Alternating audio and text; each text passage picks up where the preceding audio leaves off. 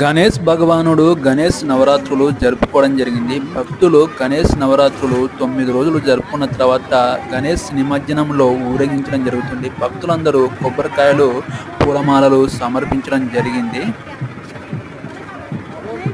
భక్తులందరూ గణేష్ నిమజ్జన కార్యక్రమంలో చిన్న పెద్ద తేడా లేకుండా ఆడవాళ్ళు, మగవాళ్ళు, చిన్నపిల్లల దగ్గర నుంచి అందరూ గణేష్ నిమజ్జన కార్యక్రమంలో పాల్గొనడం జరిగింది. ఇప్పుడు గణేష్ నిమజ్జన కార్యక్రమంలో గణేశుని ఊరేగింపు చేయడం జరుగుతుంది. అందరూ భక్తులు కొబ్బరికాయలు, పూలమాలలు వాళ్ళు దేవుడికి సమర్పించడం జరుగుతుంది. భక్తులందరూ గణేశుడి నిమజ్జన కార్యక్రమంలో మేళతాళాలతో సంతోషంగా డ్యాన్సులు చేయడం జరుగుతుంది. గణేశుడి నిమజ్జన కార్యక్రమంలో సంతోషంగా గణేశుడిని సాగనంపే క్రమంలో డ్యాన్స్ వేస్తూ గణేశుడిని నిమజ్జన కార్యక్రమం సంతోషంగా చేయడం జరుగుతుంది. చూస్తున్నారు కదా, ఇక్కడ ఆడవాళ్ళు, మగవాళ్ళు, చిన్నపిల్లలు అందరూ భక్తి శ్రద్ధలతో గణేశుని నిమజ్జన కార్యక్రమంలో పాల్గొనడం జరుగుతుంది.